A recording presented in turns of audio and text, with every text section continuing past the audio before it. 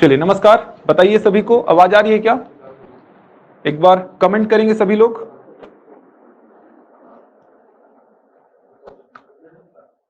जल्दी से एक बार कमेंट कर दीजिए, आवाज सभी को आ रही है?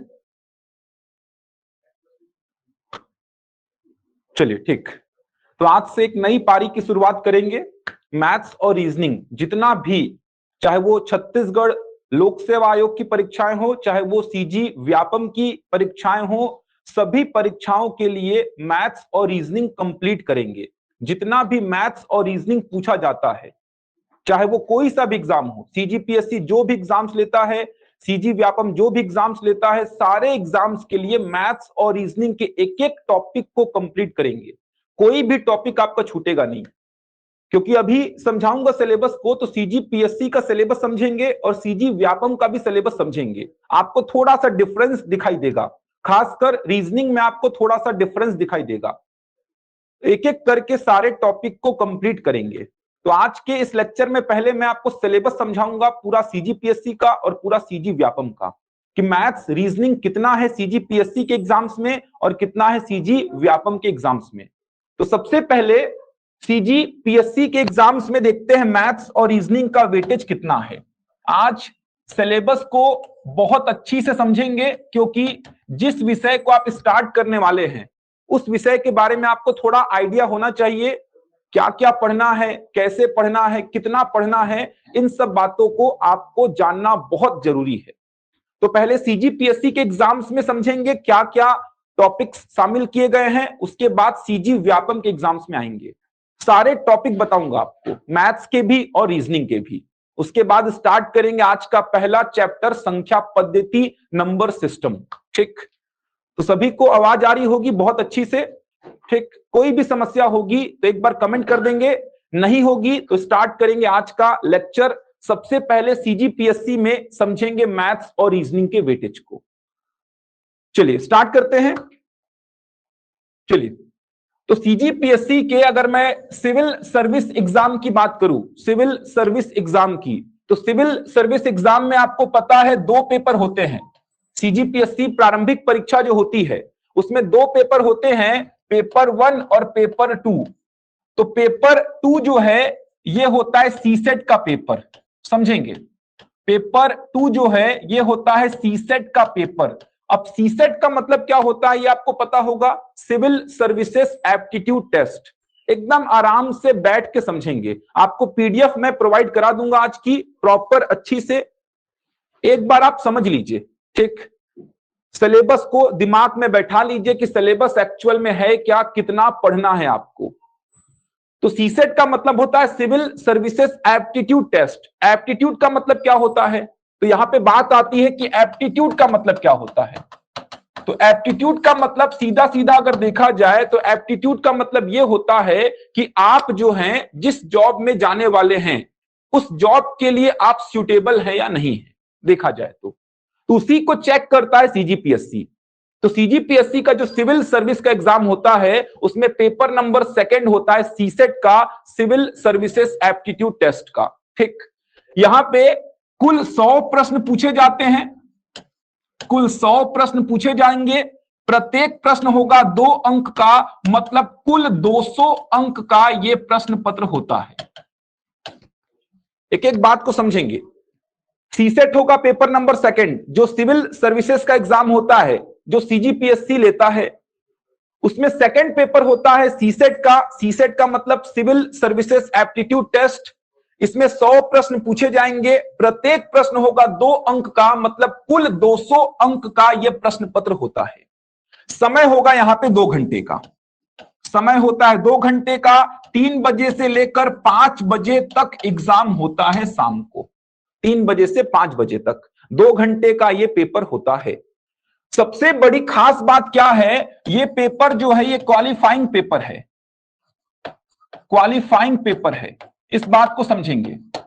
सीसेट का ये जो पेपर है ये क्वालिफाइंग पेपर है। क्वालिफाइंग पेपर का मतलब क्या होगा, केवल आपको क्वालिफाई करना है, समझ आ रहा है, केवल आपको क्वालिफाई करना है। मतलब क्वालिफाई करने के लिए मिनिमम आपको 66 अंक लेकर आना है अगर आप जनरल से हैं, अगर आप कैटेगरी से हैं ओबीसी एससी एसटी तो आपको मिनिमम 46 अंक लेकर आना है, केवल क्वालिफाई करना है आपको, ध्यान रखेंगे इस बात को, केवल क्वालिफाई करना है।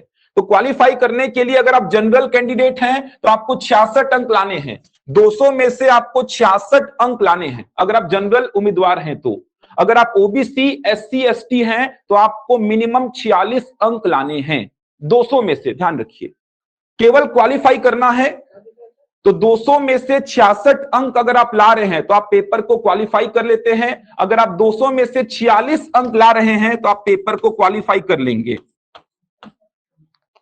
ओबीसी एससी और एसटी 46 अंक, मतलब देखा जाए तो ये कितना परसेंट हो गया, 33% हो गया, और ये कितना परसेंट हो गया, 23% हो गया।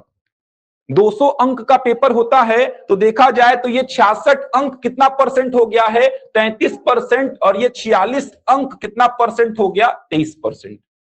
तो पूरा स्ट्रक्चर एकदम दिमाग में आपके फिट होना चाहिए। तो वापस से एक बार बता रहा हूं, जो जो बातें आपने अभी तक देखी हैं, समझी हैं। सबसे पहले सीजीपीएससी एग्जाम की बात की। सीजीपीएससी का सिविल सर्विस एग्जाम 2 पेपर होते हैं प्रारंभिक परीक्षा में। पेपर 1 होता है जीएस का, उसकी बात नहीं कर रहा हूं। पेपर 2 होगा सीसेट का, सिविल सर्विसेज एप्टीट्यूड टेस्ट। कुल 100 प्रश्न पूछे जाएंगे, प्रत्येक प्रश्न होगा 2 अंक का, मतलब कुल 200 अंक का यह प्रश्न पत्र होता है।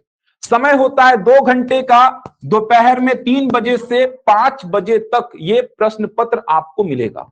2 घंटे में आपको प्रश्न पत्र को सॉल्व करना है। सबसे बड़ी खास बात क्या है, क्वालिफाइंग पेपर है, मतलब केवल आपको क्वालिफाई करना है। इसके नंबर मेरिट लिस्ट में ऐड नहीं होते हैं। जो मेरिट लिस्ट बनती है उसमें पेपर नंबर 2 के जो नंबर हैं वो ऐड नहीं होंगे। क्वालिफाइंग पेपर है, क्वालिफाई करने के लिए आपको मिनिमम 66 अंक चाहिए अगर आप जनरल कैंडिडेट हैं। अगर आप ओबीसी एससी या एसटी हैं तो मिनिमम आपको 46 अंक चाहिए। 66 अंक का मतलब हो गया 33%, और 46 अंक का मतलब हो गया 23%। ठीक, यहां तक सारी बातें समझ में आ गई क्या?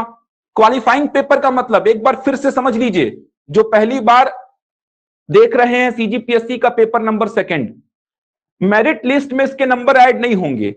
जैसे एग्जांपल के लिए आप पेपर नंबर 1 में ला रहे हैं 120 नंबर, मान लीजिए पेपर नंबर 1 भी 200 नंबर का होता है। पेपर नंबर 1 में आप 120 नंबर लेके आ रहे हैं, और पेपर नंबर 2 में आप मान लीजिए 100 नंबर लेके आ रहे हैं, तो पेपर नंबर 2 आपने क्वालिफाई कर लिया है। आपका टोटल नंबर कितना बोला जाएगा, 120। मतलब पहला जो पेपर है वहीं से बनेगा आपका मेरिट लिस्ट। ये होता है क्वालिफाइंग पेपर का मतलब मिनिमम 66 नंबर लाना है। अगर आप 66 नंबर ला रहे हैं तो भी आपने पेपर नंबर 2 को क्वालिफाई कर लिया है। अगर आप 150 नंबर ला रहे हैं तो भी आपने पेपर नंबर 2 को क्वालिफाई कर लिया है। जितना इंपॉर्टेंस 66 वाले का है उतना ही इंपॉर्टेंस 150 नंबर वाले का है। तो एक बार कमेंट करके बताएंगे यहां तक सारी बातें क्लियर हो गई क्या? बताइए, यहां तक सारी बातें क्लियर है सभी को? चलिए बहुत बढ़िया, चलिए बहुत बढ़िया। तो ये केवल स्ट्रक्चर बताए हो, अभी तक सिलेबस में नहीं आया हूं। जो इसका पाठ्यक्रम है पेपर नंबर 2 का उसमें आया ही नहीं हूं, केवल मैं स्ट्रक्चर को बताया हूं। कितने प्रश्न पूछे जाएंगे ध्यान रखिएगा, प्रत्येक प्रश्न 2 अंक का होगा। अगर आपने सही उत्तर लिखा है तो सही उत्तर के लिए आपको 2 नंबर मिलेगा। अगर आपने गलत उत्तर टिक किया है तो गलत उत्तर के लिए आपका 0.66 नंबर माइनस हो जाएगा। 0.66 1/3 होता है, तो 2 का अगर 1/3 निकालेंगे तो 0.66 ही आएगा। तो यहां पे एक सबसे खास बात जो है वो है क्वालिफाइंग पेपर।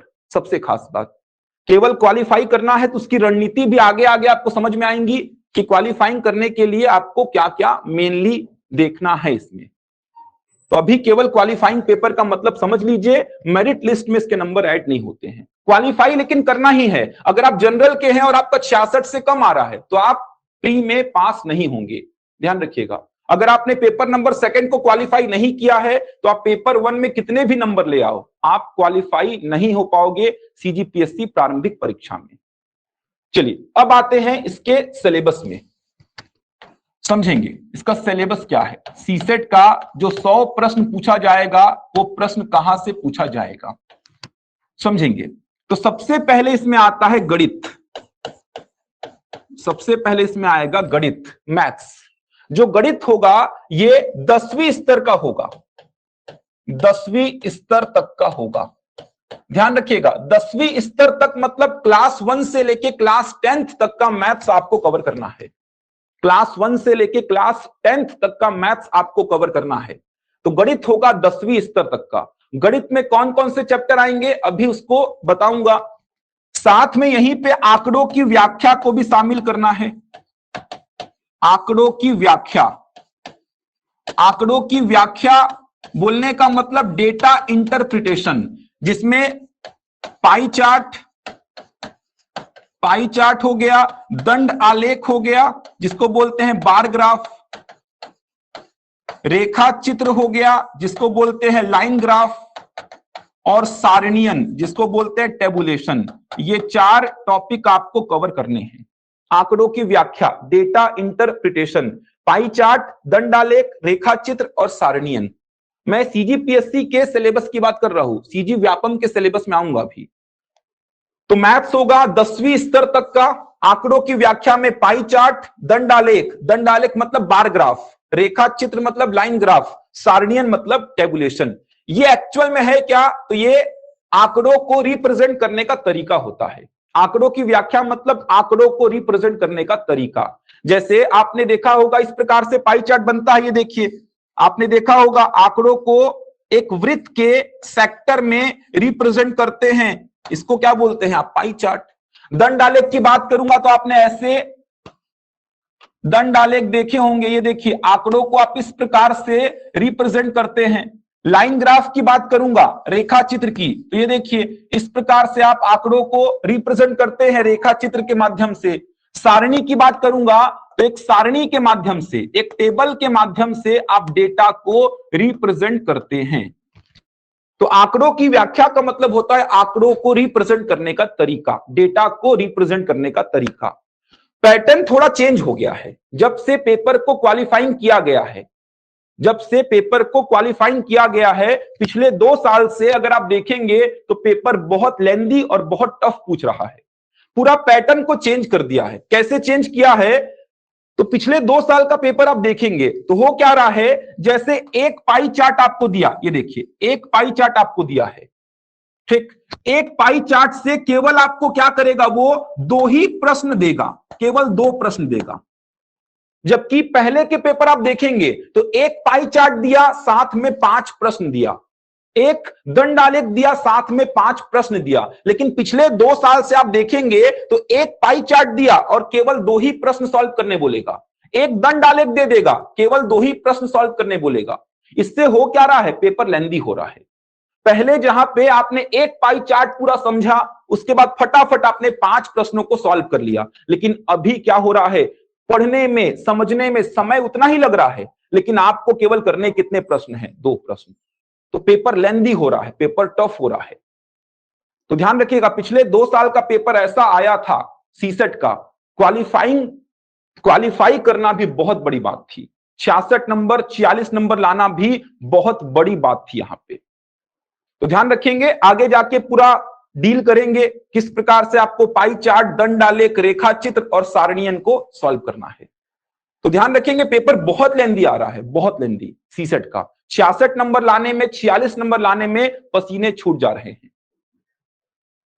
तो आंकड़ों की व्याख्या का मतलब आंकड़ों को रिप्रेजेंट करने का तरीका। वो तरीका पाई चार्ट के माध्यम से हो सकता है, दंड आलेख के माध्यम से हो सकता है, रेखा चित्र के माध्यम से हो सकता है और सारणी के माध्यम से हो सकता है। ठीक, चलिए आगे बढ़ते हैं। सेकंड आता है इसमें सामान्य मानसिक योग्यता। सामान्य मानसिक योग्यता, इसी को बोलते हैं रीजनिंग। इसी को आप क्या बोल देते हैं, रीजनिंग बोल देते हैं, रीजनिंग। तो रीजनिंग कुछ नहीं है, आपको अपने दिमाग का प्रयोग करना है और प्रश्नों के उत्तर देने हैं। ठीक, रीजनिंग में आपको अपने दिमाग का प्रयोग करना है और प्रश्नों के उत्तर देने हैं। यहां पे बहुत सारे चैप्टर आएंगे, कौन कौन से चैप्टर शामिल होंगे अभी डिटेल में देखेंगे। थर्ड आता है आपका निर्णय निर्माण तथा समस्या का समाधान। निर्णय निर्माण तथा समस्या का समाधान, decision making and problem solving.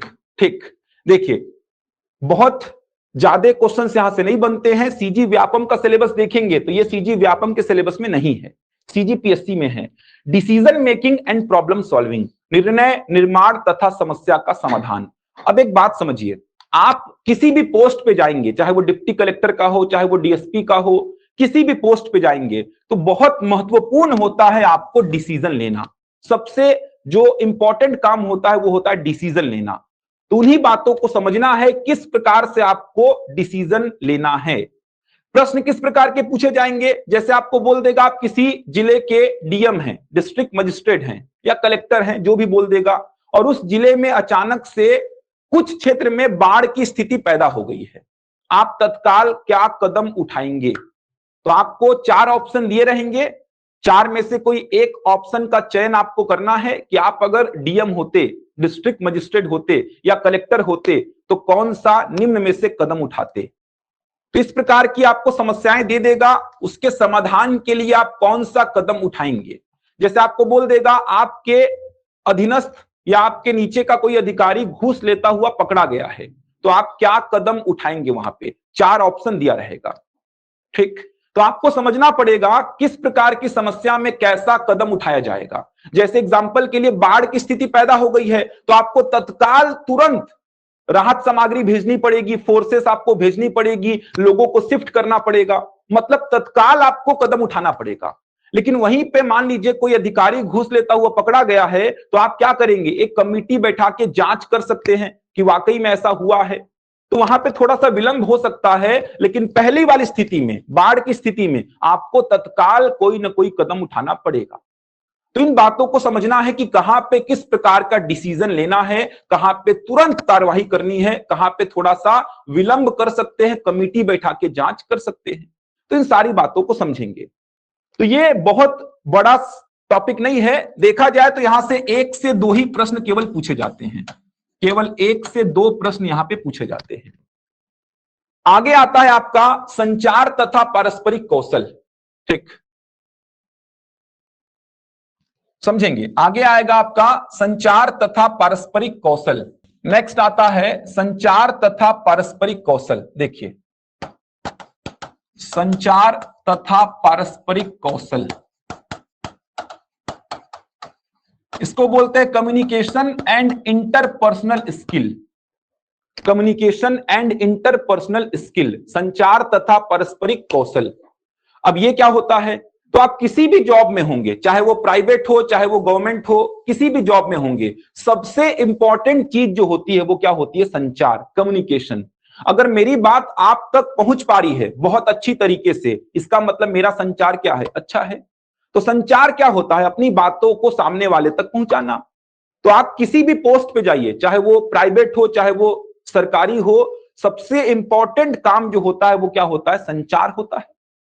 अगर आप अपनी बातों को अच्छी तरीके से पहुंचा पा रहे हैं अपने ऊपर के अधिकारियों तक, आपका व्यवहार कैसा है आपके साथ वाले अधिकारियों के साथ, आपके जो नीचे काम कर रहे हैं उनके साथ, यही क्या है, संचार है।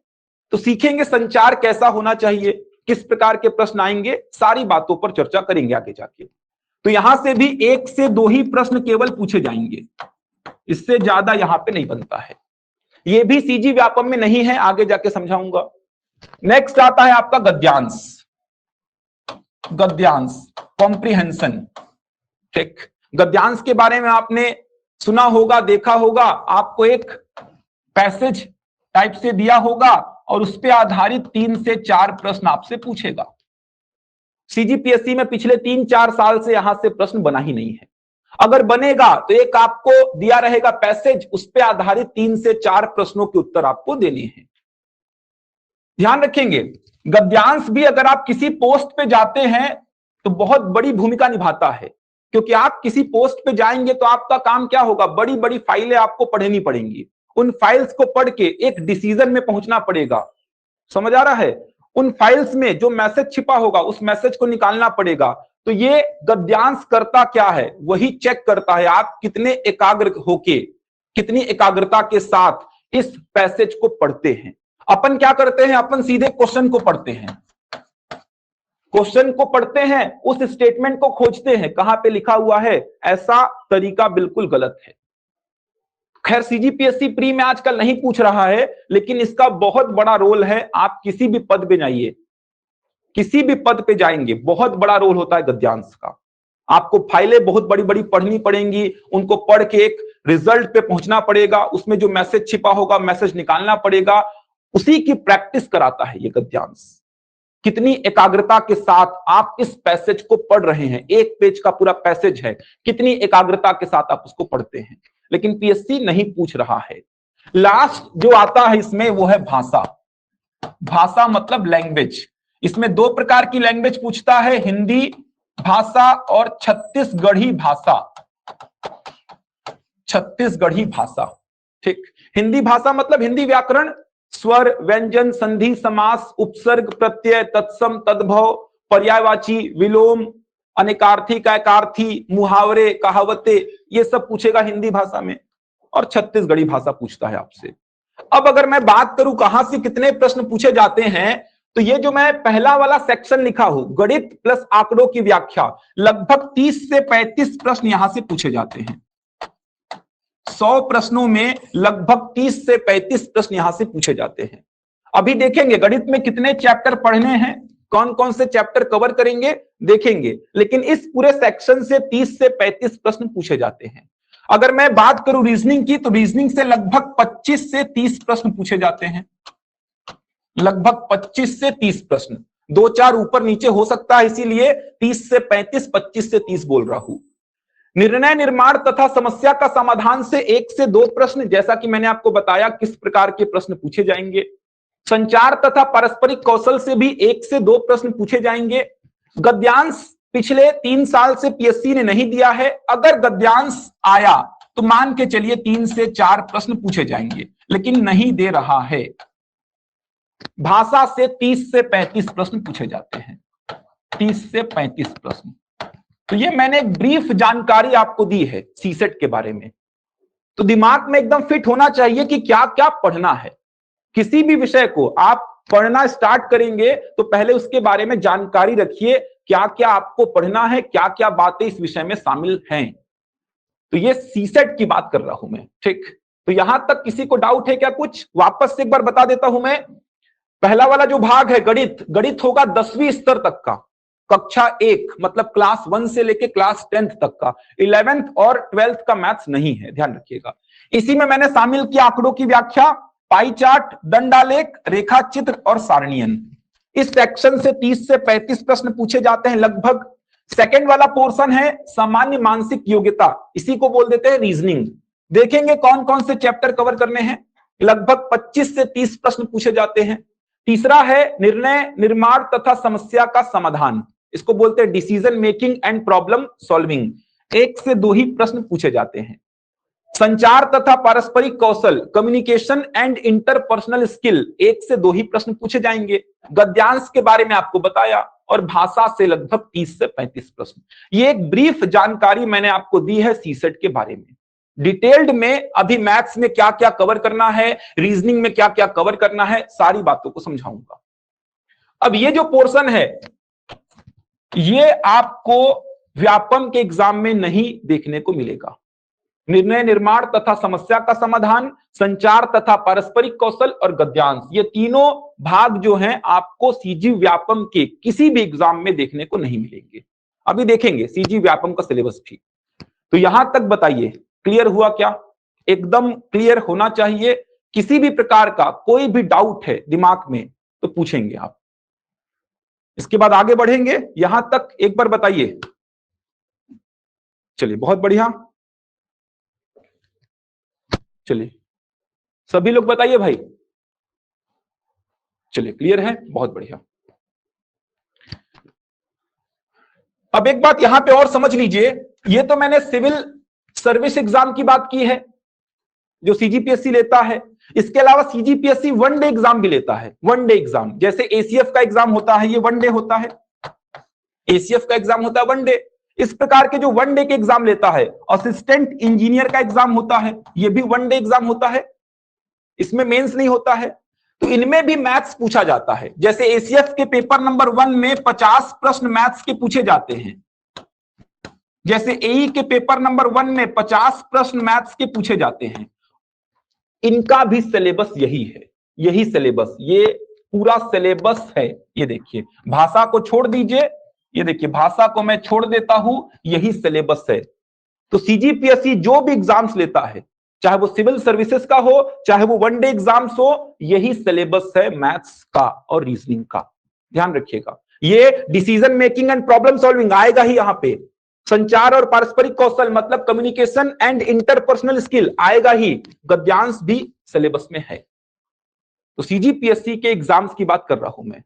अब देखते हैं मैथ्स में क्या क्या चैप्टर आपको कवर करने हैं। देखिए मैथ्स में क्या क्या चैप्टर आपको कवर करने हैं, सीजीपीएससी की बात कर रहा हूं, व्यापम में आऊंगा भी।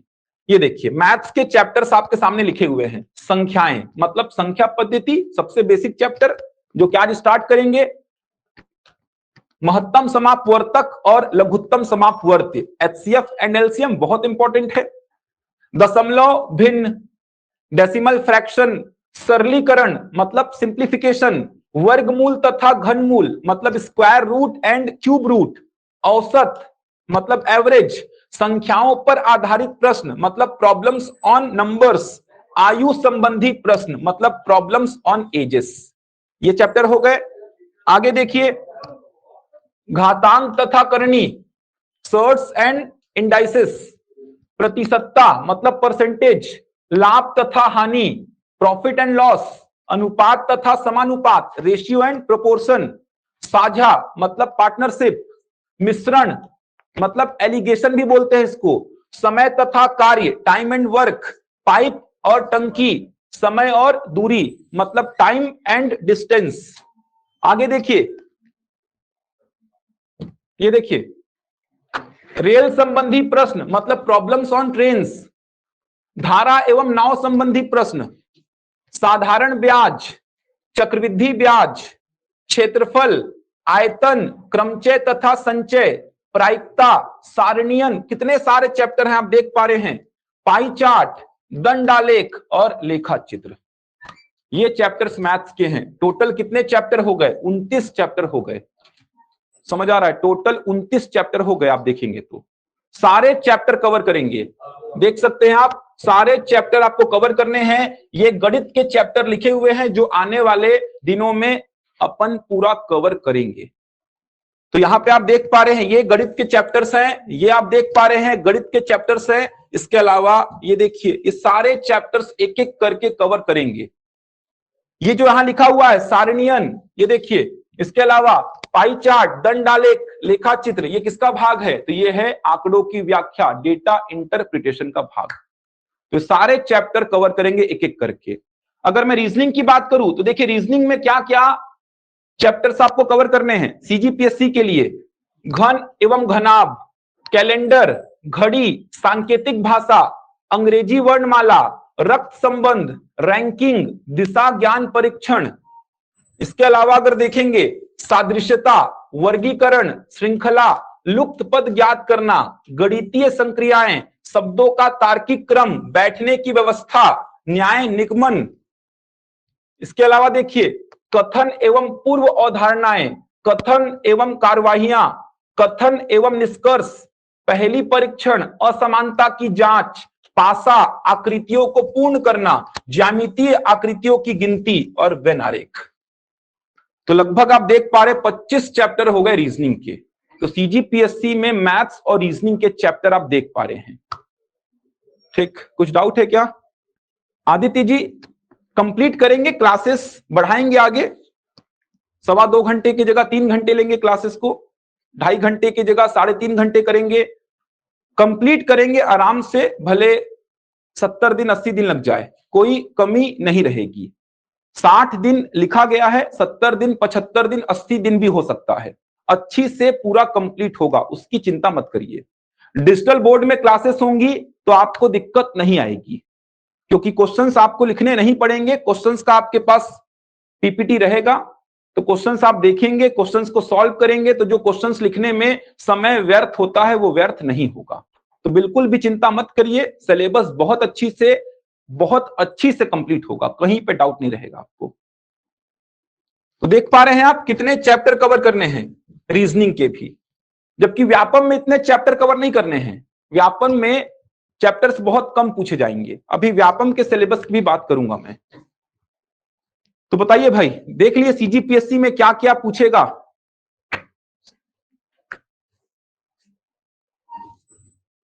चलिए बढ़े आगे व्यापम की ओर, उसके बाद थोड़ा पढ़ भी लेंगे। यहां तक किसी को कुछ पूछना है तो पूछ सकते हैं।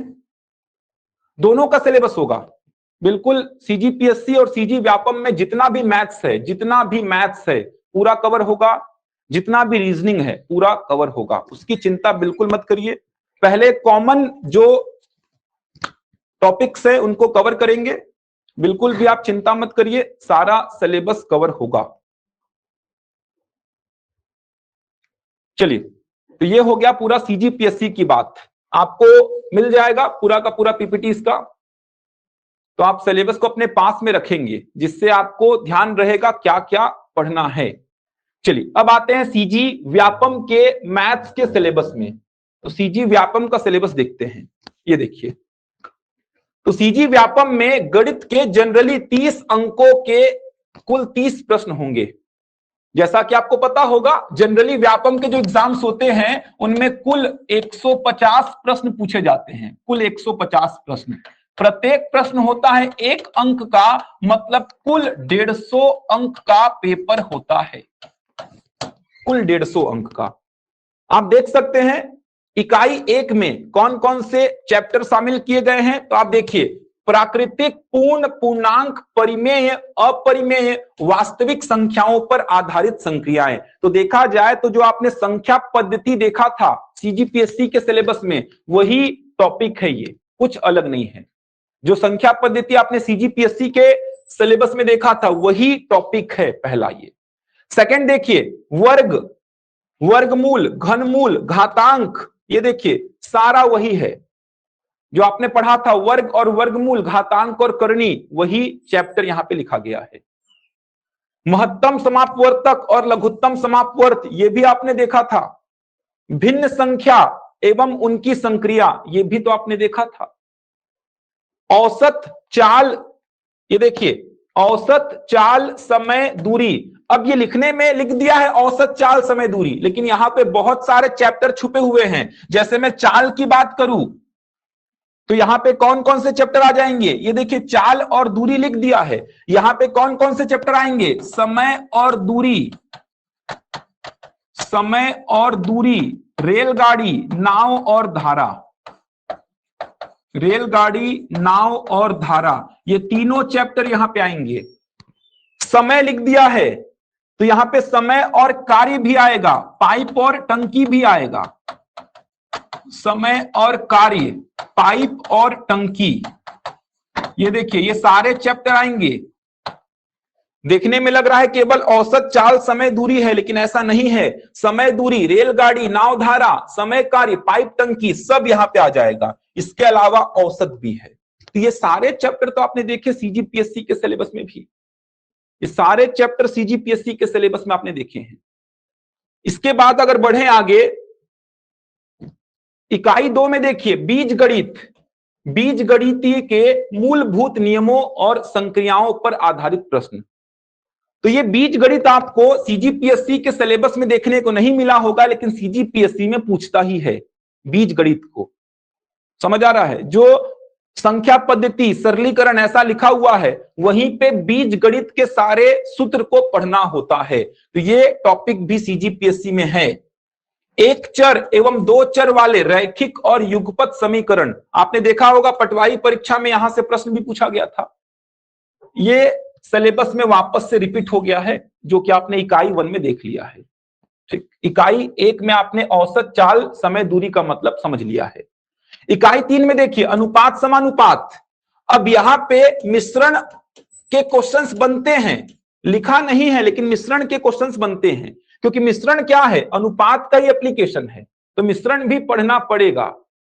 इसके अलावा प्रतिशत, क्रय विक्रय मूल्य, लाभ हानि, ये देखिए साधारण एवं चक्रवृद्धि ब्याज। इकाई 4 की अगर मैं बात करूंगा तो इकाई 4 में रेखा एवं कोण, त्रिभुज, चतुर्भुज और वृत्त, जो क्षेत्रफल लिखा हुआ था सीजीपीएससी के सिलेबस में वही क्या है, त्रिभुज, चतुर्भुज और वृत्त है।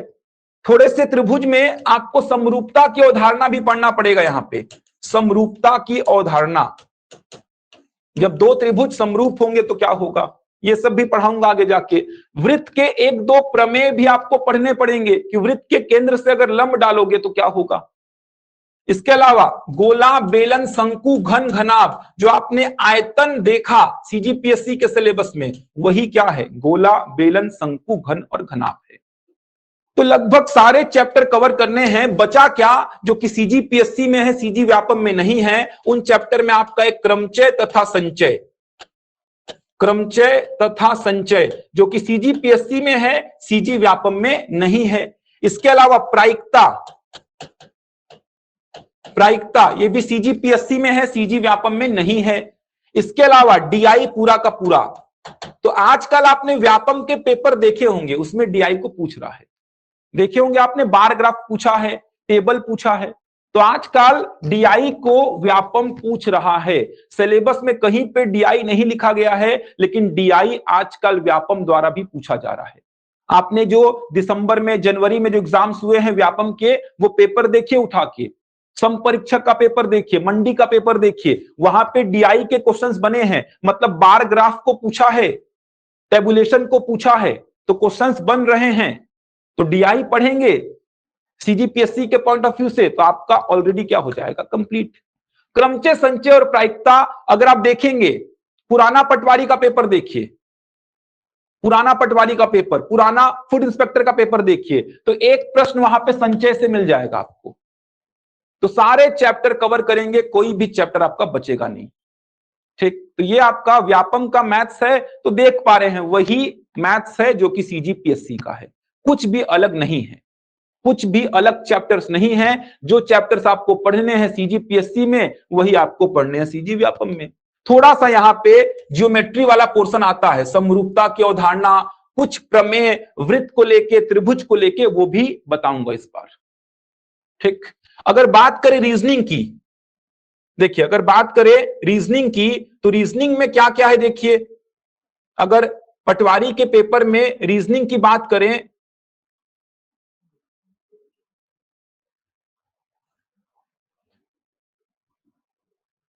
चलिए रीजनिंग की अगर बात करें पटवारी के पेपर में, तो रीजनिंग में देखिए गिने चुने टॉपिक हैं। अगर मैं सीजी व्यापम के रीजनिंग की बात करूं तो रीजनिंग में एकदम गिने चुने चैप्टर हैं। जैसे इसी में आपको बताना चाहूंगा मैं रीजनिंग में क्या क्या पूछा जाएगा। देखिए सांकेतिक भाषा, ये सीजी व्यापम द्वारा पूछा जाता है, एकदम गिने चुने चैप्टर हैं। अंग्रेजी वर्णमाला पूछा जाता है, रक्त संबंध पूछा जाता है, रैंकिंग पूछा जाता है, दिशा ज्ञान परीक्षण पूछा जाता है। घन और घनाभ से भी प्रश्न पूछे गए हैं। कैलेंडर और घड़ी से प्रश्न नहीं पूछे जाते हैं। सीजी व्यापम में रीजनिंग का बहुत छोटा सा वेटेज है। घन और घनाभ आपको पता होगा कुल 15 प्रश्न पूछे जाते हैं। तो घन और घनाभ पूछेगा, सांकेतिक भाषा, अंग्रेजी वर्णमाला, रक्त संबंध है, रैंकिंग है, दिशा ज्ञान परीक्षण है। इसके अलावा अगर बात करें सादृश्यता के प्रश्न बनते हैं, वर्गीकरण बनता है, श्रृंखला बनता है, लुप्त पद बनता है, गणितीय संक्रियाएं बनता है, शब्दों का तार्किक क्रम, ये सब नहीं पूछता। बैठने की व्यवस्था, न्याय निगमन, ये सब नहीं बनते हैं। ये बहुत बड़े बड़े चैप्टर्स हैं, ये सीजी व्यापम द्वारा नहीं पूछे जाते। इसके अलावा अगर बात करें, ये कुछ भी सीजी व्यापम नहीं पूछता। पहली परीक्षण नहीं पूछता, असमानता की जांच नहीं पूछता, पासा पूछता है हमेशा। आकृतियों को पूर्ण करना पूछता है, ज्यामितीय आकृतियों की गिनती पूछता है, वेन आरेख पूछता है। तो अगर सीजी व्यापम के रीजनिंग का सिलेबस देखेंगे तो कम है, समझ आ रहा है, बहुत कम है। जो बड़े बड़े चैप्टर्स हैं, जैसे पहली परीक्षण, अच्छा बड़ा चैप्टर है, अच्छे क्वेश्चंस बनते हैं। असमानता की जांच, ये कुछ भी नहीं पूछा जाता। कथन एवं पूर्व अवधारणाएं, कथन एवं कार्यवाहियां, कथन एवं निष्कर्ष, ये कुछ भी आपसे नहीं पूछा जाएगा। न्याय निगमन, आपने सुना होगा ना, कथन और निष्कर्ष आते हैं, कुछ ए बी हैं, सभी ए बी हैं, कोई ए बी नहीं है, वो प्रश्न कहां पे आते हैं? न्याय निगमन में आते हैं। तो न्याय निगमन भी व्यापम द्वारा नहीं पूछा जाएगा, बैठने की व्यवस्था भी नहीं पूछा जाएगा।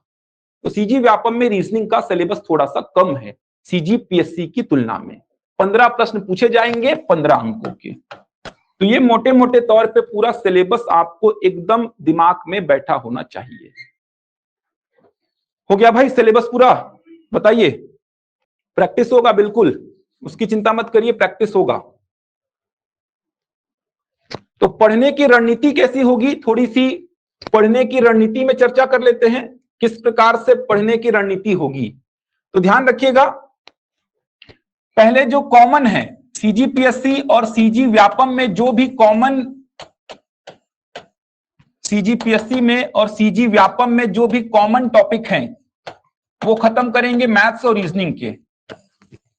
ध्यान रखिएगा, जो भी कॉमन टॉपिक है वो खत्म करेंगे। मैथ्स में तो सभी कॉमन है, देखा जाए तो सभी लगभग कॉमन है मैथ्स में। रीजनिंग में ही आपको देखने को मिलेगा कि सीजीपीएससी में बहुत ज्यादा है जबकि सीजी व्यापम में बहुत कम है। तो पहले जो भी कॉमन है पूरे मैथ्स में और रीजनिंग में वो खत्म करेंगे, उसके बाद बचे हुए टॉपिक जो कि केवल सीजीपीएससी के एग्जाम्स में पूछे जाते हैं उनको देखेंगे। चलिए, बहुत आराम से पढ़ेंगे, एकदम बेसिक से पढ़ेंगे। फालतू की अननेसेसरी ट्रिक्स आपको नहीं पढ़नी है, इस बात को एकदम ध्यान रखेंगे। कॉन्सेप्ट सीखना है आपको, जितना कॉन्सेप्ट सीखेंगे उतना फायदा होगा। जहां पे आवश्यकता होगी, ध्यान रखिए, जहां पे आवश्यकता होगी वहीं पे ट्रिक्स आपको पढ़नी है। आवश्यकता होगी तो ही ट्रिक्स पढ़नी है आपको, क्योंकि आपने पेपर देखा होगा सीजीपीएससी का भी सीजी व्यापम का भी। ट्रिक्स के भरोसे अगर बैठेंगे तो पेपर कभी आपका पास नहीं करेगा आपको। जितना बेसिक सीखेंगे, आपने पटवारी का पेपर दिया, आपको समझ में आया होगा, जिन्होंने क्लास की या जिन्होंने नहीं की है सभी को समझ में आया होगा कि कॉन्सेप्ट के बिना, बेसिक सीखे बिना आप कोई पेपर नहीं पास कर सकते हैं। तो आपको मेन कॉन्सेप्ट ही सीखना है, एकदम बेसिक से स्टार्ट करेंगे, कहीं पे आपको कोई दिक्कत नहीं होगी, कहीं पे कोई दिक्कत नहीं होगी। एक एक करके सारे चैप्टर्स करेंगे, आपको प्रैक्टिस शीट भी मिलेगा। क्वेश्चंस आपको लिखने की आवश्यकता नहीं है, क्योंकि क्वेश्चंस का पीपीटी आपको ऑलरेडी दे दिया जाएगा। तो क्वेश्चंस मैं यहां पे आपके सामने दिखाऊंगा, आप सीधे उसका सॉल्यूशन लिखेंगे। आपको क्वेश्चंस लिखने की आवश्यकता नहीं है। रिकॉर्डेड वीडियो रहेगा आपके पास 24 घंटे के लिए, आप उस वीडियो को देखिए, अपने नोट्स बना सकते हैं। तो एग्जाम्स अभी तक कोई नोटिफिकेशन नहीं आया है, तो जब तक नोटिफिकेशन आएगा एग्जाम होगा, जब तक आप बहुत अच्छी से अपने आप को प्रिपेयर कर सकते हैं।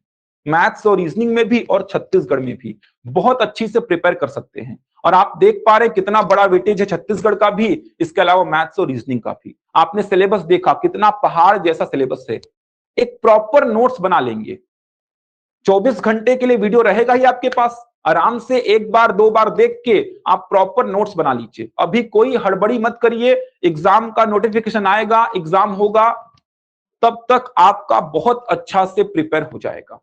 ठीक, चलिए तो स्टार्ट करेंगे। पहला चैप्टर जो कि बेसिक चैप्टर है, हेडिंग डालिए। चलिए हेडिंग डालेंगे, पहला जो कि बेसिक चैप्टर है संख्या पद्धति। चलिए भाई, पहला बेसिक चैप्टर संख्या पद्धति लिखेंगे। संख्या पद्धति, नंबर सिस्टम, नंबर सिस्टम बोलते हैं इसको।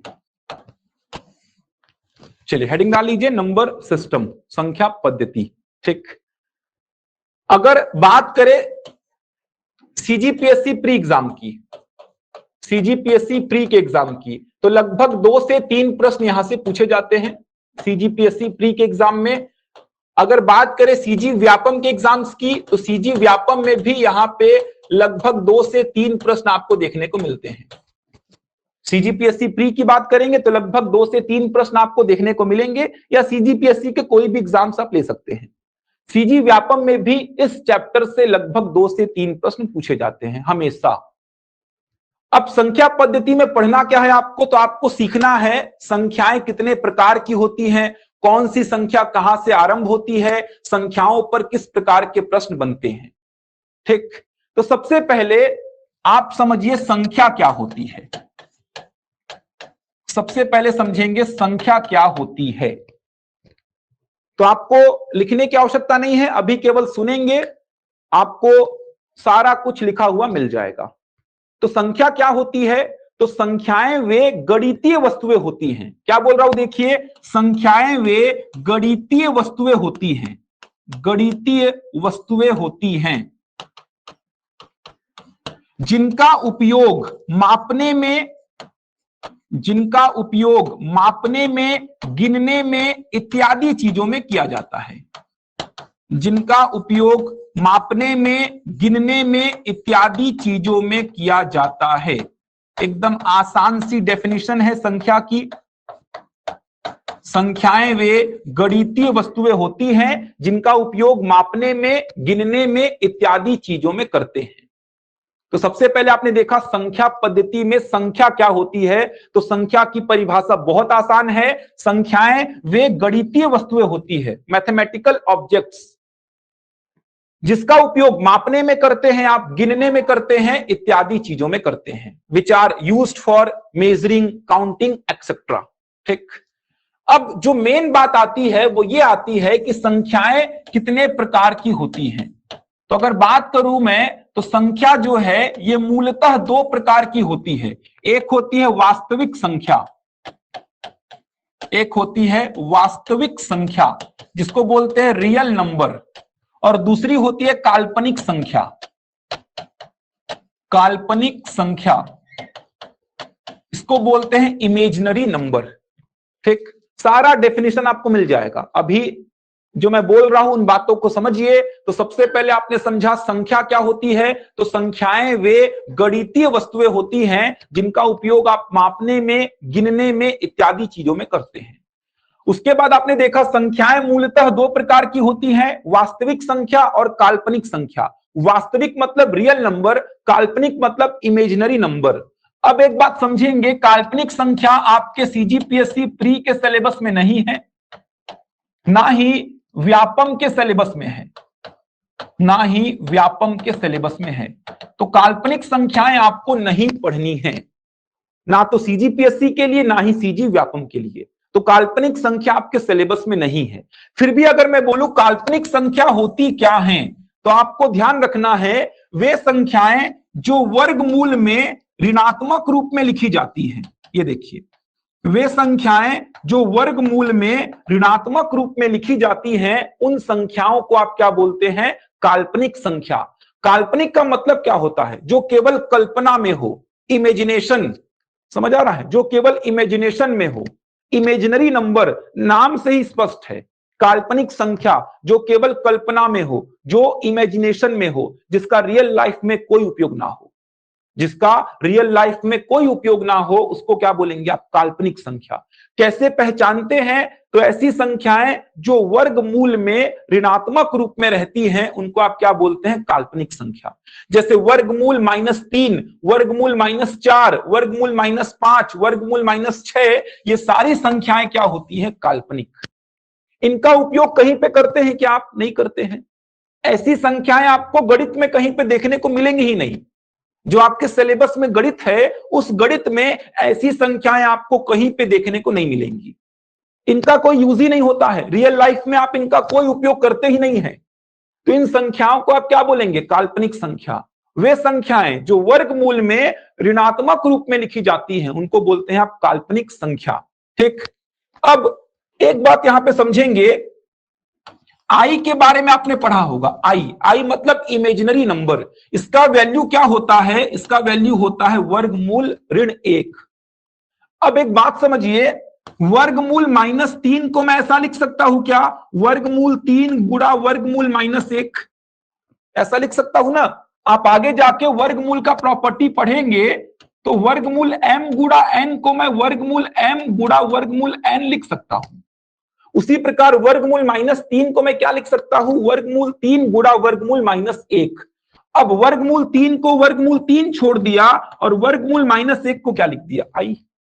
क्योंकि वर्गमूल -1 का मान क्या होता है? आई होता है। इसका मतलब या तो काल्पनिक संख्याएं आपको इस प्रकार से दिखाई देंगी, या तो आई के रूप में दिखाई देंगी। या तो आई के रूप में आपको दिखाई देंगी। जैसे एक और एग्जांपल देखिए, वर्गमूल 4 को मैं क्या लिख सकता हूं, ये देखिए वर्गमूल -4 को मैं वर्गमूल 4 गुणा वर्गमूल -1 लिख सकता हूं, और वर्गमूल 4 का मान क्या हो जाएगा 2, और वर्गमूल -1 का मान क्या हो जाएगा आई। भाई वर्गमूल 4 का मान इतना बेसिक तो पता होगा 2 होता है, और वर्गमूल -1 का मान क्या होगा आई होगा। तो या तो काल्पनिक संख्याएं वर्गमूल में ऋणात्मक रूप में दिखाई देंगी, या तो काल्पनिक संख्याएं आपको आई के रूप में दिखाई देंगी।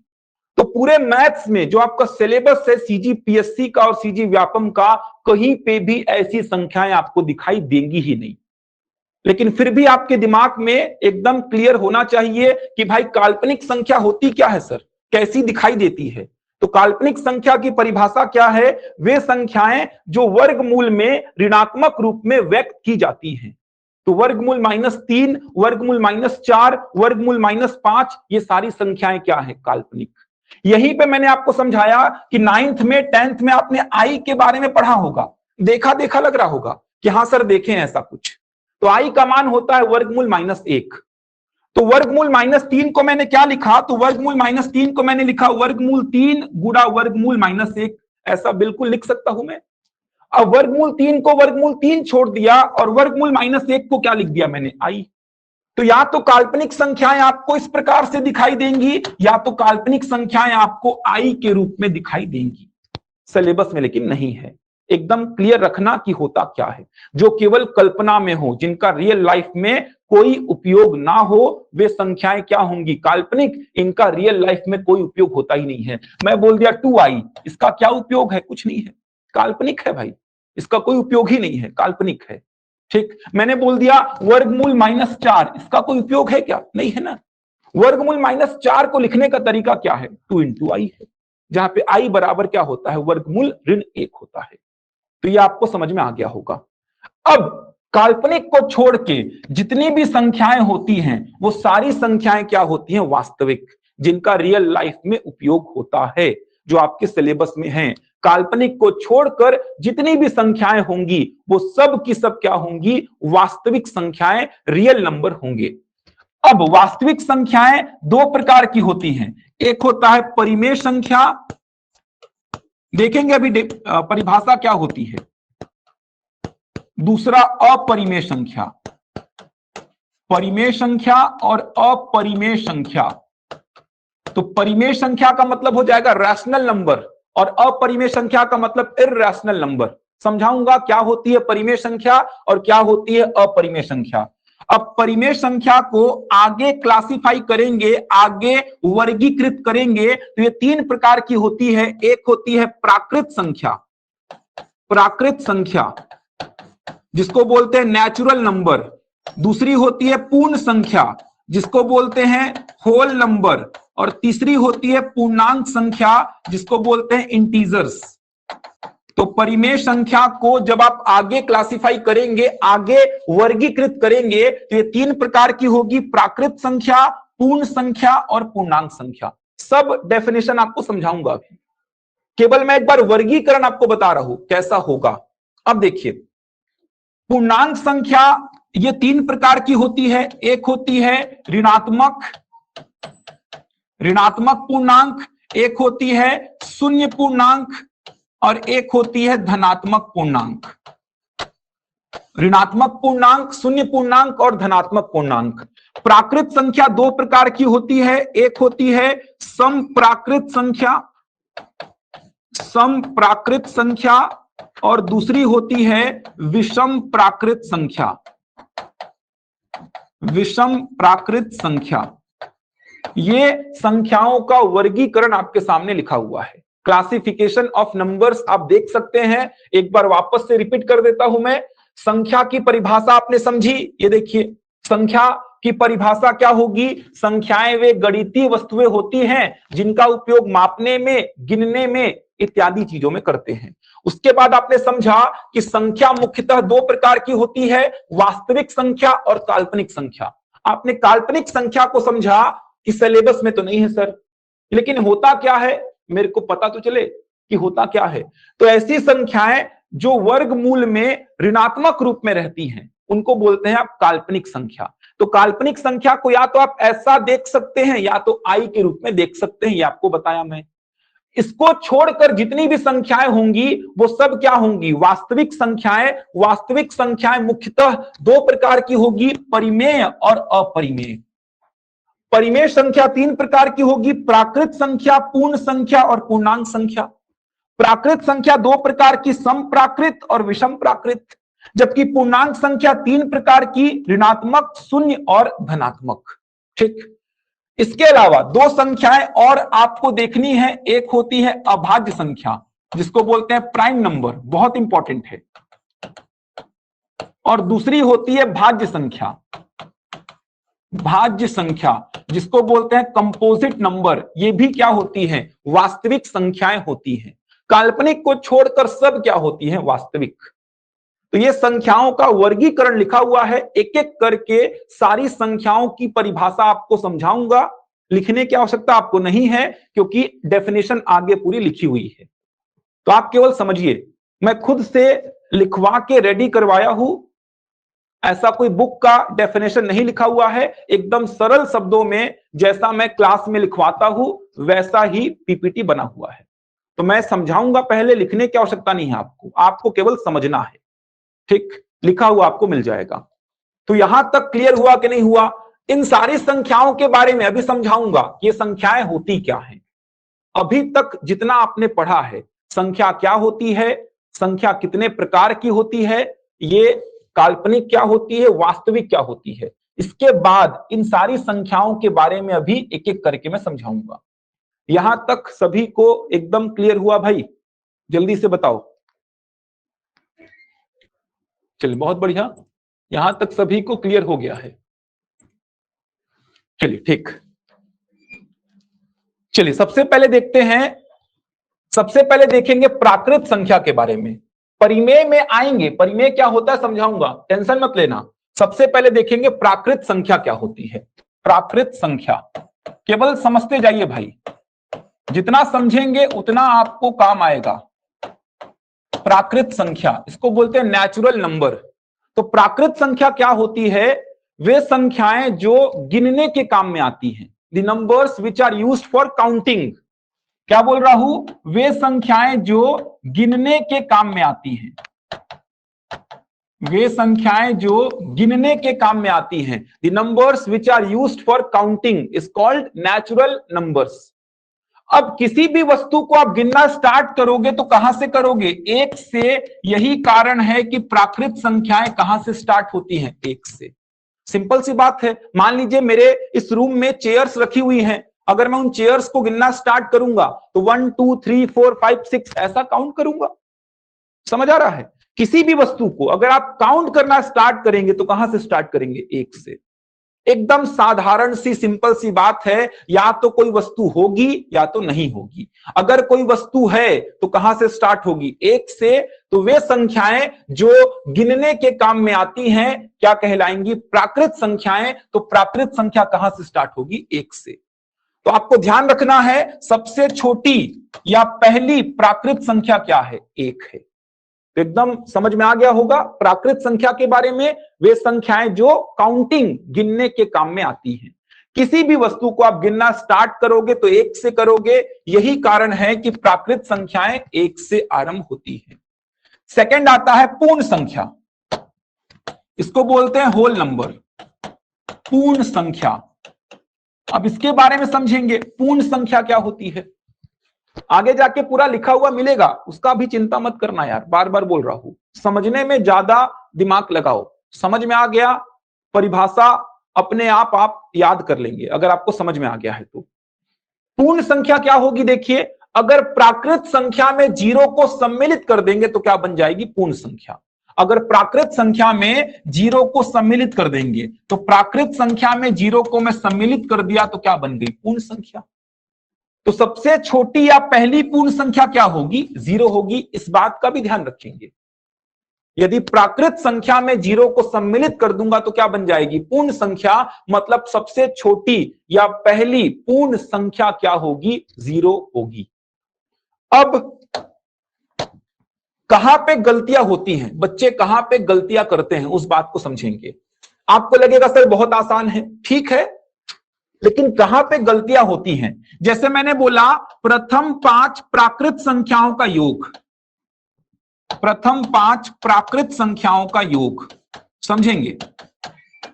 प्रथम 5 प्राकृत संख्याओं का योग क्या होगा? एक और प्रश्न मैंने बोल दिया, प्रथम 5 पूर्ण संख्याओं का योग क्या होगा? प्रथम 5 पूर्ण संख्याओं का योग क्या होगा?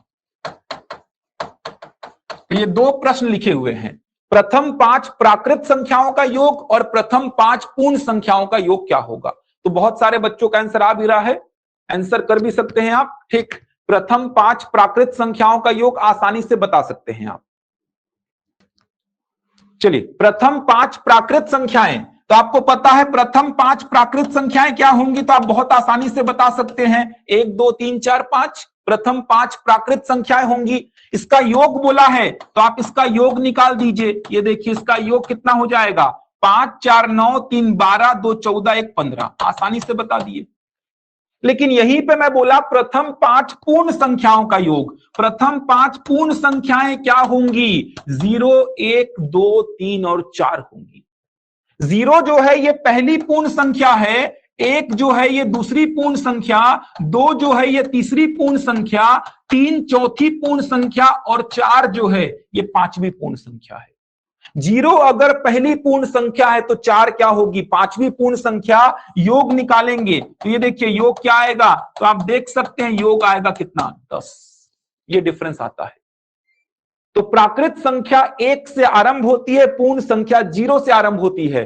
पहली पूर्ण संख्या या सबसे छोटी पूर्ण संख्या क्या होगी, 0 होगी। इस बात का ध्यान रखना, यहां पे गलतियां होती हैं।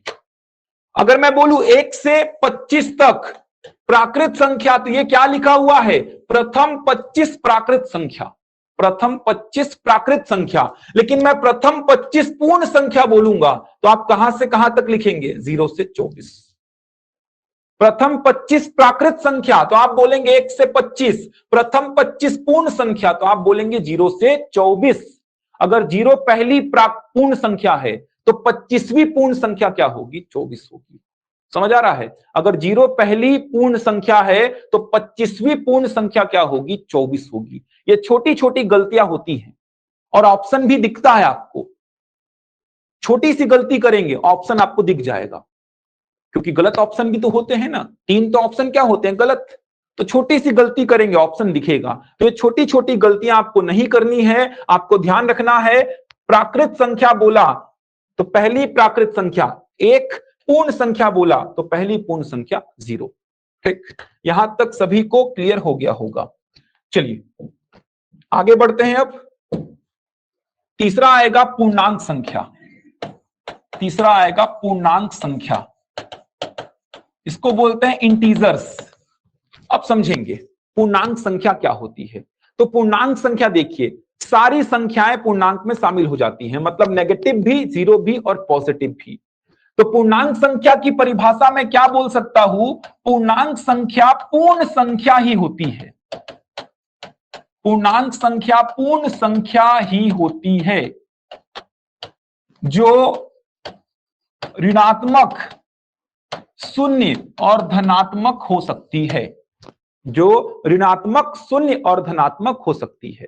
इसमें सारी संख्याएं शामिल हो जाएंगी। ये देखिए नेगेटिव इंटीजर्स बोलेंगे इसको, मतलब ऋणात्मक पूर्णांक, इसमें शून्य भी शामिल होगा और धनात्मक पूर्णांक संख्याएं भी इसमें शामिल होंगी।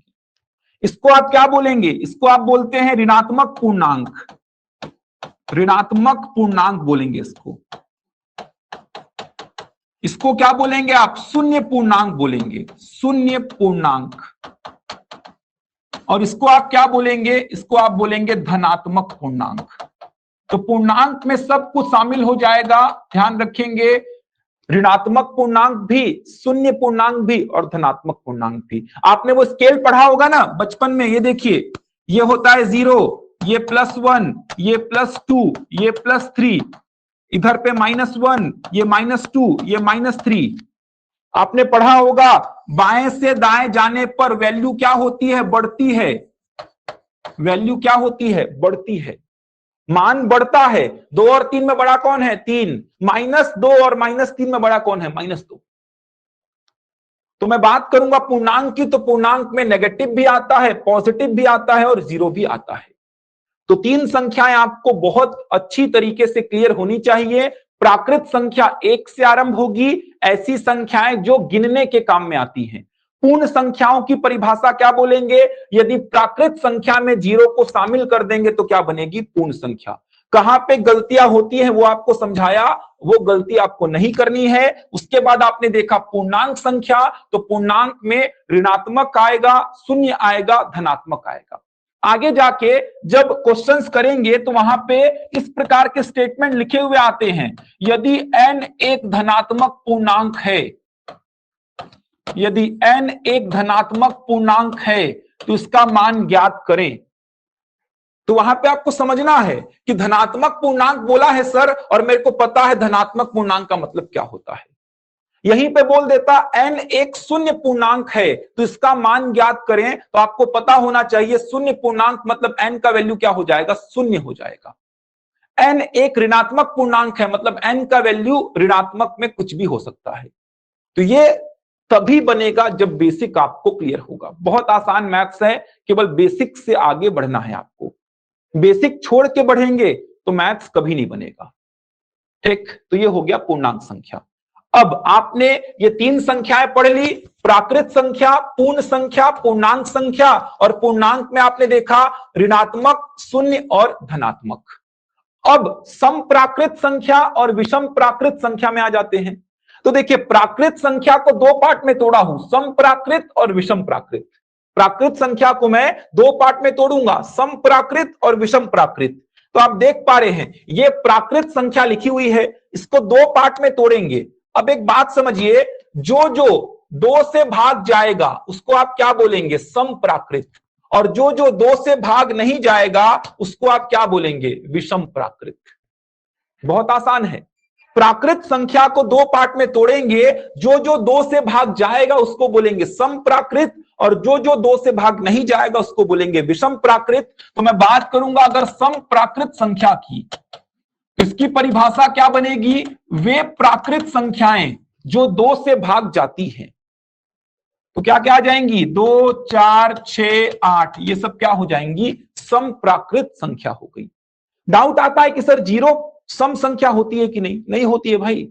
प्राकृत संख्या में ही 0 नहीं है तो सम संख्या में 0 क्यों आएगा?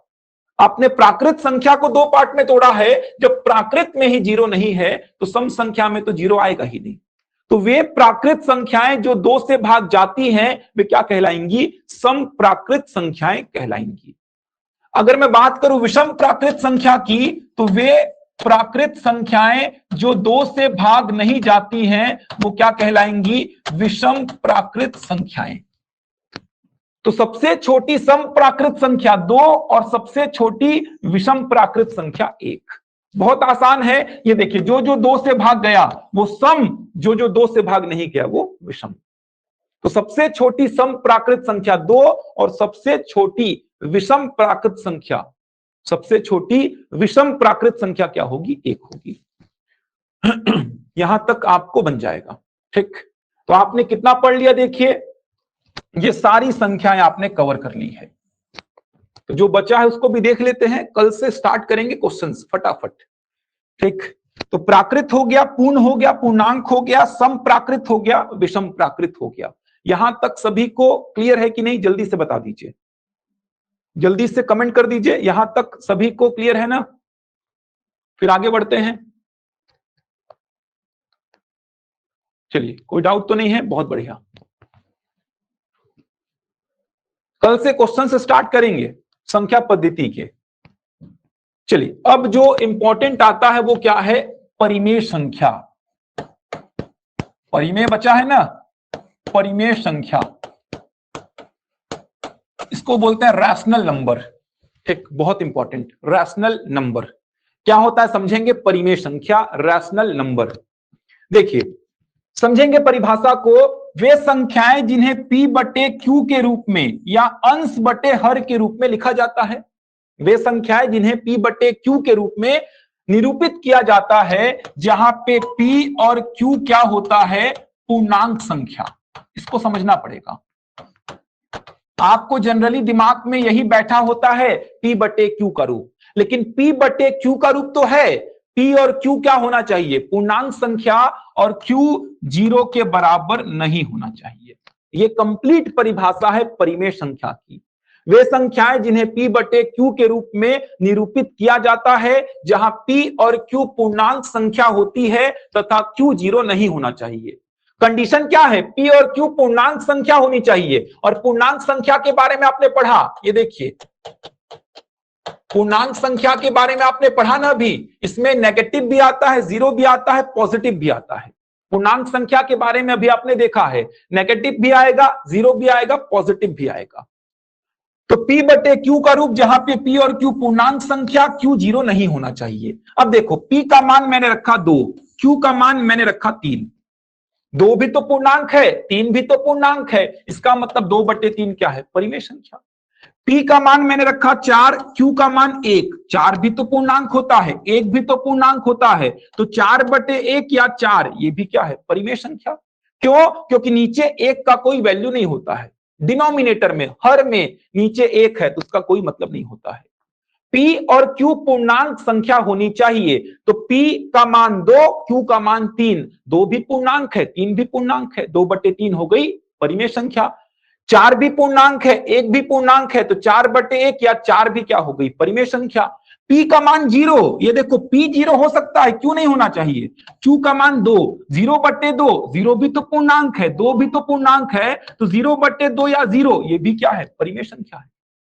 P का मान -3, Q का मान 2, -3 भी तो पूर्णांक है, 2 भी तो पूर्णांक है, मतलब -3 बटे 2 भी क्या है, परिमेय संख्या। P का मान -6, Q का मान 1, -6 भी तो पूर्णांक है, 1 भी तो पूर्णांक है, तो -6 भी क्या हो जाएगी, परिमेय संख्या। सारी संख्याएं जो भी आप लिख सकते हैं सब क्या है, परिमेय है। -1, -2, -3, +1, +2, +3, 0, 2/3, -2/3, सब क्या है, परिमेय हैं। क्यों, क्योंकि P बटे Q का रूप जहां पे P और Q क्या होना चाहिए, पूर्णांक संख्या। यही कारण था, ये देखिए यही कारण था कि परिमेय संख्या को जब आपने वर्गीकृत किया था तो आपको ऐसा कुछ मिला था, मतलब ये सारी संख्याएं जो आप लिखे हैं ये सब की सब क्या है, परिमेय है। जितनी प्राकृत संख्या सब परिमेय, अगर प्राकृत संख्या ही परिमेय है तो सम और विषम तो परिमेय होगी ही। जितनी पूर्ण संख्या सब परिमेय, जितनी पूर्णांक संख्या सब परिमेय होती है। समझ आ रहा है। तो परिमेय संख्या बहुत इंपॉर्टेंट है। आपको केवल यह रटा होता है कि सर P बटे Q का रूप या अंश बटे हर का रूप, P और Q पूर्णांक संख्या होनी चाहिए, ये इंपॉर्टेंट है। और Q 0 के बराबर नहीं होना चाहिए, नीचे 0 नहीं होना चाहिए, ये परिभाषित नहीं होगा, ये आप नहीं लिखेंगे। पूरे मैथ्स में ऐसा डेटा आपको कहीं दिखाई देगा ही नहीं। तो पूरे मैथ्स में एक तो काल्पनिक संख्या और एक इस प्रकार का डेटा कहीं दिखाई देगा ही नहीं। अगर दिखाई दे रहा है मतलब आपने कैलकुलेशन गलत किया है। पूरे मैथ्स में ये सब आपको दिखाई नहीं देगा। ठीक, तो ये हो गया परिमेय संख्या। एक और बचा है अपरिमेय, उसको समझ लो। अपरिमेय उतना इंपॉर्टेंट नहीं है, फिर भी समझ लो। अपरिमेय संख्या, इसको बोलते हैं इर्रेशनल नंबर। अपरिमेय संख्या क्या होता है, देखिए अपरिमेय संख्या, इस बात को समझिए। वे संख्याएं जिन्हें P बटे Q के रूप में निरूपित नहीं किया जा सकता, वे संख्याएं जिन्हें P बटे Q के रूप में निरूपित नहीं किया जा सकता, इन्हें सामान्यतः वर्गमूल के रूप में लिखा जाता है। इन्हें सामान्यतः वर्गमूल के रूप में लिखा जाता है। तो P बटे Q के रूप में नहीं लिखा जा सकता, इन्हें सामान्यतः वर्गमूल के रूप में लिखा जाता है। जैसे एग्जांपल, वर्गमूल 2, वर्गमूल 3, ये सब क्या है, अपरिमेय संख्या है। लेकिन ध्यान रखिएगा, वर्गमूल 4 को अपरिमेय मत बोलना, इसका मान होता है 2, और 2 क्या हो जाता है आपका, परिमेय हो जाता है। तो जब वर्गमूल और घनमूल वाला चैप्टर आएगा वहां पे और भी डिटेल में समझेंगे अपरिमेय को। अभी केवल इतना समझिए, इन्हें सामान्यतः वर्गमूल के रूप में लिखा जाता है। तो वर्गमूल 2, वर्गमूल 3, वर्गमूल 5, वर्गमूल 6, ये संख्याएं क्या होंगी, अपरिमेय होंगी। तो अभी केवल इतना समझिए, तो परिमेय हो गया, अपरिमेय भी हो गया। अब दो संख्याएं बची हैं, उनको भी देखो, आज का लेक्चर कंप्लीट करते हैं। अभाज्य संख्या बहुत इंपॉर्टेंट, अभाज्य संख्या इसको बोलते हैं प्राइम नंबर, और एक होती है भाज्य संख्या, इसको बोलते हैं कंपोजिट नंबर। ये दोनों भी क्या हैं? वास्तविक संख्याएं हैं। बहुत इंपॉर्टेंट, सबसे इंपॉर्टेंट है अभाज्य, पूरे मैथ्स में कहीं पीछा नहीं छोड़ेगा आपका। ठीक, तो अभाज्य संख्या को समझते हैं। प्राइम नंबर क्या होता है? देखिए, एक से बड़ी ऐसी संख्या, एक से बड़ी ऐसी प्राकृत संख्या, बोलिए एक से बड़ी ऐसी प्राकृत संख्या।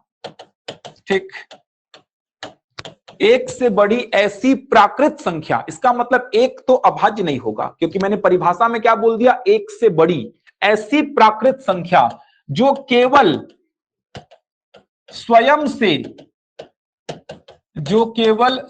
से तथा एक से विभाजित हो, जो केवल स्वयं से तथा एक से विभाजित हो, इसके अलावा किसी और से विभाजित ना हो, इसके अलावा किसी और से विभाजित ना हो। ठीक, समझेंगे? एक से बड़ी ऐसी प्राकृत संख्या जो केवल और केवल स्वयं, स्वयं मतलब खुद से विभाजित हो तथा एक से विभाजित हो, इसके अलावा किसी और से विभाजित ना हो। जैसे देखिए, एक से बड़ी मतलब दो, तो दो केवल दो से होता है और एक से होता है, इसके अलावा किसी और से होता है क्या? नहीं होता है। केवल और केवल स्वयं से तथा एक से, इसके अलावा किसी और से नहीं होता है, तो दो क्या है? अभाज्य है। तीन की बात करूंगा तो तीन केवल और केवल तीन से तथा एक से होता है, इसके अलावा किसी और से होता ही नहीं है, तो तीन भी क्या है? अभाज्य है। जबकि चार की बात करूंगा तो चार जो है स्वयं से और एक से तो होता है, इसके अलावा दो से भी होता है, इसीलिए ये अभाज्य में नहीं आएगा। अभाज्य मतलब केवल और केवल स्वयं से तथा एक से विभाजित हो, इसके अलावा किसी और से विभाजित ना हो, उसको बोलेंगे आप क्या? अभाज्य। तो 2, 3, 5, 7, 11, 13 ये सब क्या हो जाएंगी? अभाज्य संख्या। इन पे किस प्रकार के प्रश्न बनते हैं कल बताऊंगा आपको। तो सबसे छोटी अभाज्य संख्या, पहली बात ये समझिए, सबसे छोटी अभाज्य संख्या क्या होगी? 2 होगी, ना कि 1। 1 नहीं होती है। सबसे छोटी अभाज्य संख्या क्या होगी? 2। 9 अभाज्य नहीं होता है भाई, क्योंकि 9 जो है ये 3 से विभाजित होता है, ये देखिए। जबकि अभाज्य संख्या की परिभाषा क्या है? केवल और केवल स्वयं से तथा एक से हो, इसके अलावा किसी और से नहीं होनी चाहिए, किसी और से होनी ही नहीं चाहिए, उसको बोलेंगे अभाज्य। तो ध्यान रखेंगे, सबसे छोटी अभाज्य संख्या होती है 2, सबसे छोटी या पहली अभाज्य संख्या 2 होती है। एक दो पॉइंट और इसमें इंपॉर्टेंट है। 1 से 100 तक कुल 25 अभाज्य संख्याएं होती हैं। 1 से 100 तक, आगे आपको लिखा हुआ मिल जाएगा। 1 से 100 तक कुल 25 अभाज्य संख्याएं होती हैं, जबकि 1 से 50 तक कुल 15 अभाज्य संख्याएं होती हैं। सीधे सीधे पूछेगा ये स्टेटमेंट, काउंट करने बैठेंगे तो गलत हो सकता है, क्योंकि एक भी अभाज्य संख्या छूटी तो गलत हो जाएगा। तो याद रखेंगे 1 से 100 तक कुल 25 अभाज्य संख्याएं, जबकि 1 से 50 तक कुल 15 अभाज्य संख्याएं होती हैं।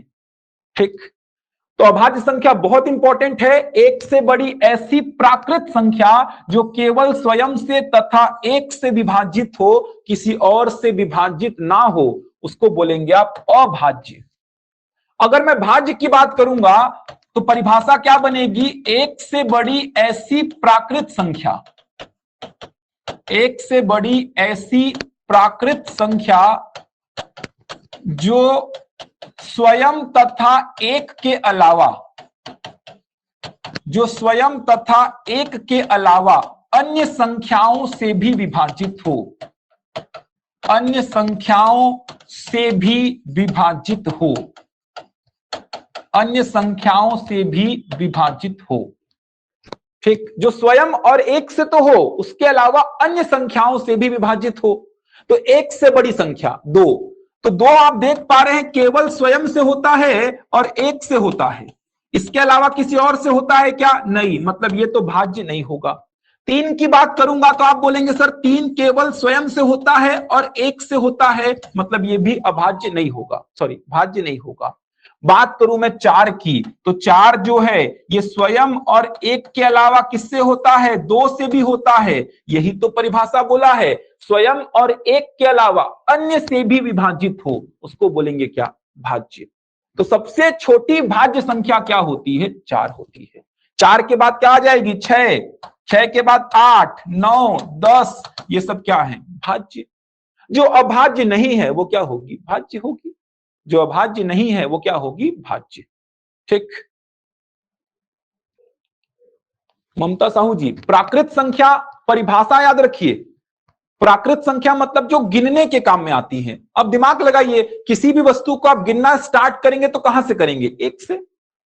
किसी भी वस्तु को आप गिनना स्टार्ट करिए 1 से तो करेंगे, तो प्राकृत संख्या 1 से आरंभ होती है। पूर्ण संख्या क्या होगी, अगर प्राकृत में 0 को मिला देंगे तो पूर्ण बन गया, और पूर्णांक उसमें नेगेटिव भी आ जाएगा, तो बहुत आसान है। ठीक, ये बन जाएगा अभाज्य और भाज्य। अब ये तो बुक में परिभाषा लिखी गई है, अगर इससे भी आसान परिभाषा आपको समझनी है तो अभाज्य, इसका संधि विच्छेद करेंगे तो क्या आएगा, अभाज्य। मतलब जो किसी से विभाजित ना हो वो क्या है, अभाज्य। भाई स्वयं से और 1 से तो सब होते हैं, इसको छोड़ दो। स्वयं से और 1 से तो सब होते हैं, इनको छोड़ दो। तो स्वयं और 1 को छोड़ो अभी, जो किसी से विभाजित ना हो वो अभाज्य, जो किसी से भी विभाजित हो जाए वो भाज्य। 1 से बड़ी ऐसी संख्या जो किसी से विभाजित ना हो वो अभाज्य। जैसे 2 किसी से विभाजित नहीं होता है। स्वयं और 1 को छोड़ो, स्वयं और 1 को छोड़ दो, उससे तो सब होते हैं भाई, 1 से सब होते हैं और स्वयं से तो होंगे ही। तो 1 से बड़ी ऐसी प्राकृत संख्या जो किसी से विभाजित ना हो अभाज्य, जो किसी से भी हो जाए वो भाज्य। 4 2 से हो गया भाज्य, 6 3 से होता है 2 से होता है भाज्य, 7 किसी से नहीं होता है अभाज्य, 8 2 से होता है भाज्य, 9 3 से होता है भाज्य, 10 2 से होता है 5 से होता है भाज्य, 11 किसी से नहीं होता है अभाज्य। तो एक परिभाषा ये भी आप बना सकते हैं। बाकी स्टैंडर्ड परिभाषा ये होती है, 1 से बड़ी ऐसी संख्या, ऐसी प्राकृत संख्या जो केवल स्वयं से तथा 1 से विभाजित हो उसको बोलेंगे अभाज्य, जो किसी और से भी हो जाए उसको बोलेंगे भाज्य। ठीक, बन जाएगा यहां तक, बताइए, कमेंट करिए जल्दी से। यहां तक क्लियर है सबको, जल्दी से कमेंट करके बताइए। चलिए बहुत बढ़िया। काल्पनिक संख्या देख लीजिए, सिलेबस में नहीं है आपके। काल्पनिक संख्या मतलब जो केवल कल्पना में हो, जिनका रियल लाइफ में कोई यूज ना हो, उसको बोलेंगे काल्पनिक। इमेजिनरी नंबर जो केवल इमेजिनेशन में है, काल्पनिक है, उनका कोई यूज नहीं है। वर्गमूल में ऋणात्मक रूप में रहेंगी, वर्गमूल -3, वर्गमूल -4, वर्गमूल -5, ये सब क्या है, काल्पनिक संख्या। वर्गमूल में ऋणात्मक रूप में रहती हैं, या आई के रूप में भी आप इनको व्यक्त कर सकते हैं। कैसे करेंगे, तो आई का मान -1 का वर्गमूल होता है। अब वर्गमूल -3 को क्या लिख देंगे, वर्गमूल 3 गुणा वर्गमूल -1, वर्गमूल 3 को वर्गमूल 3 और वर्गमूल -1 को आई लिख दूंगा। तो या तो काल्पनिक संख्या इस प्रकार से दिखाई देंगी आपको, या तो वर्गमूल में ऋणात्मक रूप में दिखाई देंगी। ठीक, समझ आया अभी। परिमल भोई जी, हाँ आदित्य जी, आज ही शाम को मतलब रात में अपलोड हो जाएगा। रिकॉर्डेड वीडियो जो है वो रात में ही अपलोड हो जाएगा। ठीक, तो आपने सारी संख्याओं के बारे में देख लिया, कुछ भी नहीं बचा है। आगे जाके कुछ और संख्याएं आएंगी, जैसे आपका भिन्न संख्या आपको आगे जाके मिलेगा, इसके अलावा सह अभाज्य संख्या भी आपको मिलेगा। ये देखिए सारी संख्याओं की परिभाषा लिखी हुई है, ये पीपीटी आपको मिल जाएगी। ये देखिए संख्या की परिभाषा, संख्याएं वे गणितीय वस्तुएं होती हैं जिनका उपयोग मापने में, गिनने में इत्यादि चीजों में किया जाता है। कोई बुक की परिभाषा नहीं है, ये जो आपको बोला हूं वही लिखा हुआ है, एकदम वैसा ही जैसा मैंने आपको बताया है वही लिखा हुआ है। ये देखिए वास्तविक संख्या, परिमेय और अपरिमेय संख्याएं सम्मिलित रूप से क्या कहलाएंगी, वास्तविक कहलाएंगी। काल्पनिक संख्या देख सकते हैं आप, प्राकृत संख्या जो गिनने के काम में आती हैं। तो सारा कुछ आपको मिल जाएगा। ये देखिए, सबसे छोटी या पहली प्राकृत संख्या क्या होती है? 1 होती है। ये पूर्ण संख्या, पूर्णांक संख्या, सब कुछ मिल जाएगा आपको, उसकी चिंता मत करिए। तो ये पीपीटी अभी मुश्किल से आधे घंटे के अंदर अपलोड हो जाएगा, मुश्किल से आधे घंटे के अंदर। आपका जो ऐप है टीचमेंट ऐप, अलग अलग ग्रुप बने हुए हैं, सारे ग्रुप्स में ऐड हो जाएगा ये, तो उसकी चिंता बिल्कुल मत करिए। ये अपलोड अभी करवा दूंगा मैं। इसके अलावा छत्तीसगढ़ का भी जो पीपीटी है वो भी अपलोड हो जाएगा, उसकी बिल्कुल चिंता मत करिए। वीडियो भी आपका अपलोड हो जाएगा, आज शाम तक वीडियो अपलोड हो जाएगा। तो नोट्स बनाएंगे भाई, क्या बोल रहा था मैं, नोट्स आपको बनानी है। नोट्स बनाइए, गारंटी दे रहा हूं जो पढ़ेंगे वहीं से आएगा, चाहे वो सीजीपीएससी का एग्जाम हो, चाहे वो सीजी व्यापम का, गारंटी है कि आप बहुत अच्छा पेपर करके आएंगे। क्योंकि आपने उसका अभी एग्जाम्पल देखा होगा, व्यापम के जो पटवारी का एग्जाम हुआ था उसमें बहुत सारे बच्चों ने क्लास अटेंड की थी, लगभग 90 से 95% क्वेश्चंस एकदम क्लास में जो पढ़ाए गए हैं वही पूछे गए हैं। तो इसकी बिल्कुल चिंता मत करिए, आप लोग रेगुलर क्लासेस अटेंड करिए, क्लास मत छोड़िए, और कोशिश करिए कि लाइव क्लास को आप अटेंड कर पाए। अगर जॉब है नहीं कर पा रहे किसी दिन तो बात अलग है, आप रिकॉर्डेड वीडियो देख लीजिए, लेकिन कोशिश करिए लाइव क्लास को अटेंड करने की, वहां पे थोड़ा सा ज्यादा एक्टिव रहेंगे आप। चलिए, तो मिलते हैं कल 4 बजे से आपकी रेगुलर क्लासेस चलेंगी, 4 से 5, सवा 5 तक छत्तीसगढ़ की, उसके बाद मैथ्स और रीजनिंग की क्लास। चलिए भाई, ठीक, तो कल मिलते हैं। चलिए कल मिलते हैं, तब तक के लिए धन्यवाद। ये पीपीटी वगैरह अपलोड हो जाएगी। चलिए कल मिलते हैं, धन्यवाद।